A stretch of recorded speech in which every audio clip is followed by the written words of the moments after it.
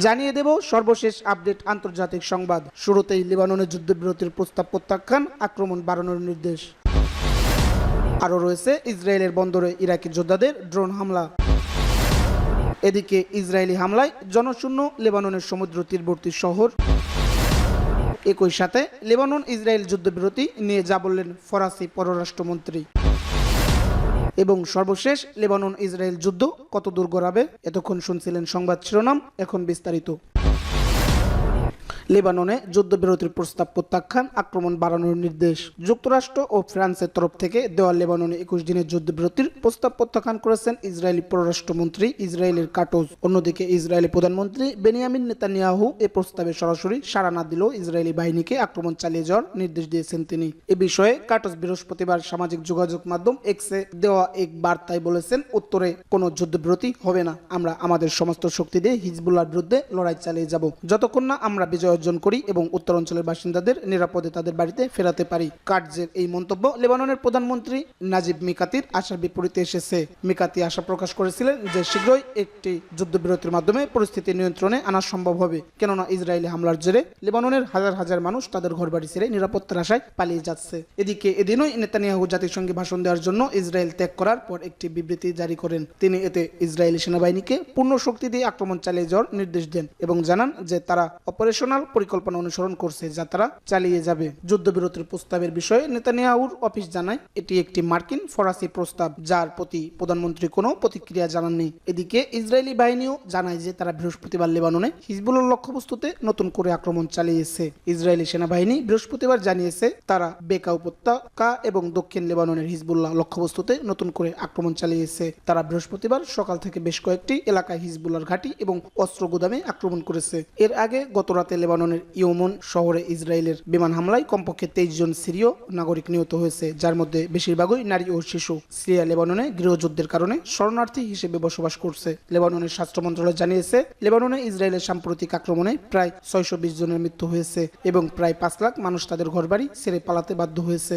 ইসরায়েলের বন্দরে ইরাকি যোদ্ধাদের ড্রোন হামলা। এবার ইসরায়েলের এইলাত বন্দরে ড্রোন হামলা চালিয়েছে ইরাকের ইসলামী প্রতিরোধ যোদ্ধারা। ইসরায়েল ফিলিস্তিনের অবরুদ্ধ গাজা উপত্যকা এবং লেবাননে যে বর্বরতা চালাচ্ছে তার প্রতিশোধ হিসেবে ইরাকি যোদ্ধারা এই হামলা চালায়। ইরাকি প্রতিরোধ যোদ্ধাদের জোট বুধবার এক বিবৃতিতে জানিয়েছে তারা এইলাত বন্দরে একটি গুরুত্বপূর্ণ স্থাপনা হামলা চালাতে সক্ষম হয়েছে। সামাজিক মাধ্যমগুলোতে দেখা যায় হামলার পর এইলাত বন্দর এলাকায় ধোঁয়া উঠছে। ইসরায়েলি গণমাধ্যম জানিয়েছে ড্রোন হামলায় 2 জন বসতি স্থাপনাকারী আহত হয়েছেন। ইসরায়েলের সামরিক বাহিনী দাবি করেছে ইরাকি যোদ্ধারা 2টি ড্রোন দিয়ে হামলা চালানোর চেষ্টা করেছে, তবে একটি ড্রোন আঘাত হানতে পারলেও অন্যটি ভূপাতিত করা হয়েছে। দখলদার সেনারা বলেছে ইরাকের হুমকি সম্পর্কে তারা নিবিড়ভাবে পর্যবেক্ষণ করছে। এ বিষয়ে তথ্য সংগ্রহ করে প্রয়োজনীয় ব্যবস্থা নেওয়া হবে। বুধবার ইরাকি প্রতিরোধ যোদ্ধারা একই দিনে ইসরায়েলের বিরুদ্ধে 5টি সামরিক অভিযান চালিয়েছে। এর মধ্যে শাপির বিমান ঘাঁটিতে 2টি স্থাপনায় সরাসরি ড্রোন দিয়ে হামলা চালায় তারা। গত 7ই অক্টোবর ইসরায়েল গাজা উপত্যকায় বর্বর আগ্রাসন ও গণহত্যা শুরু করার পর থেকে এ পর্যন্ত ইরাকি যোদ্ধারা বহুবার ইসরায়েলের বিরুদ্ধে সামরিক অভিযান চালিয়েছে।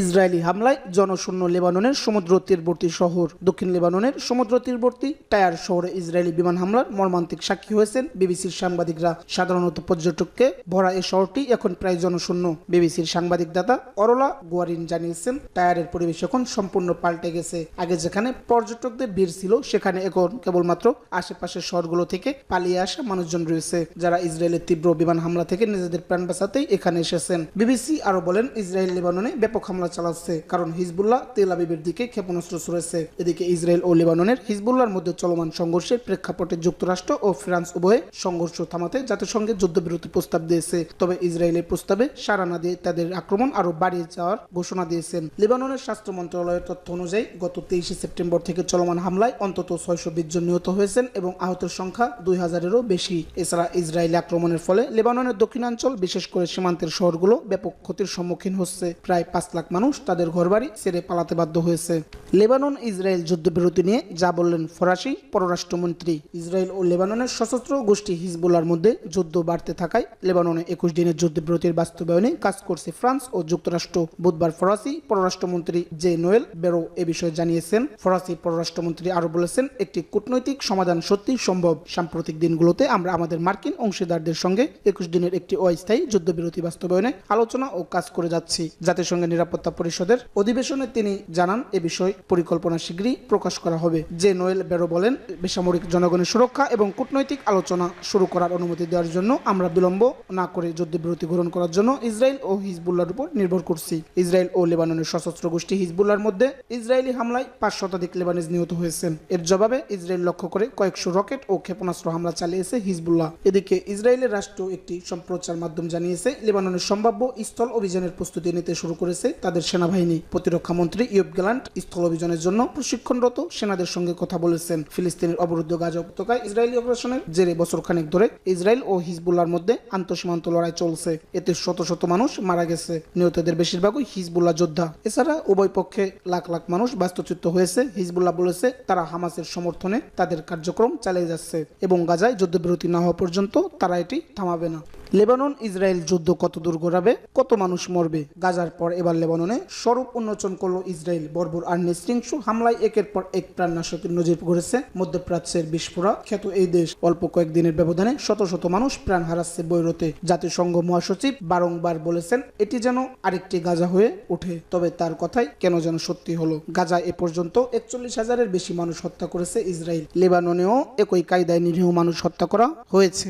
গত 17 ও 18 সেপ্টেম্বর ওয়াকিটকি ও পিজার বিস্ফোরণের মাধ্যমে লেবাননের সুকৌশলে মানুষ হত্যা করেছে ইসরায়েল। এরপরই কৌশল বাদ দিয়ে সরাসরি মাঠে নেমেছে মানুষ খেকো এ হায়নার দল। গত 20 অক্টোবর থেকে দেশটিতে পুরোদমে হামলা করেছে ইসরায়েল। মাত্র কয়েক সপ্তাহের কম ব্যবধানে 620 জনের প্রাণ কেড়ে নিয়েছে বোমা ও রকেট ক্ষেপণাস্ত্র হামলায়। ইতিমধ্যে যুক্তরাষ্ট্র, Australia, Canada, European Union, France, Germany, Italy, Japan, Saudi আরব, সংযুক্ত আরব আমিরাত ও কাতার ইসরায়েলকে সাময়িক যুদ্ধবিরতির আহ্বান জানিয়েছে। তবে নেতানিয়াহুর পক্ষ থেকে বিবৃতিতে বলা হয়েছে, হামলা থামবে না, চলবে। এদিকে দেশটিতে স্থল অভিযান করার পরিকল্পনা করছে ইসরায়েল। ইসরায়েলের একটি সরাসরি সম্প্রচার মাধ্যম বলেছে, লেবাননে সম্ভবত স্থল অভিযানের প্রস্তুতি নিচ্ছে ইসরায়েলের সামরিক বাহিনী। টাইমস অফ ইসরায়েল প্রতিবেদনও বলা হয়েছে, লেবাননে স্থল অভিযান চালাতে মহড়া চালাচ্ছেন সেনারা। অর্থাৎ লেবাননে মৃত্যুর সংখ্যা আরো অনেক বাড়বে।